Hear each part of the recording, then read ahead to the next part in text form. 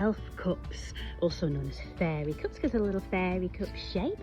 And their scientific name is Sarcosia austriaca. Now their habitat, it's often found in really wet, rich, damp, deciduous woodlands, often with lots of moss. You can find them from December to April. There's not been much research done about the health benefits of this particular fungi, although it is edible. You've just got to make sure you try not to put it into the same box as what a mushroom tastes like normally, because they don't have the same texture and the same feel as most of the mushrooms. Once you've got over that, they are quite nice. So the parts that you use with this is the whole of the mushroom cup. You've just got to make sure you get rid of any of the moss and the debris, and that can be quite timely. To process it with the cleaning of the mushroom, it's best done with a stiff brush. You can get some mushroom knives that have a brush on the end, but if you don't have that, you can easily just use a paintbrush or a toothbrush. It is best to cook these before eating them. So some recipe ideas. They have a beautiful red colour that actually stays while cooking.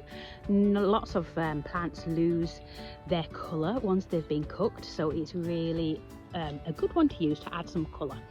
They look really well in canapes, really a lovely addition to stir fries and soups and pizzas.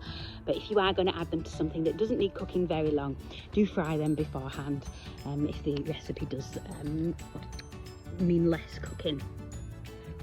So for cautions, there is a nearly identical mushroom called the ruby elf cup, but that is also edible. You can't really tell the difference unless you've got microscopes, so don't worry too much about that. And there's also the orange peel fungus, but that is more of an orange colour. It really does look like orange peel, and it grows at a different time of year, so you should be okay for this one. A really interesting fact is the Wanidia indigenous tribe of New York used the Scarlet elf cup. They used to dry it, and they used it as a stypic for the belly button of newborn. They popped it on where the umbilical cord was cut, and it would help it heal.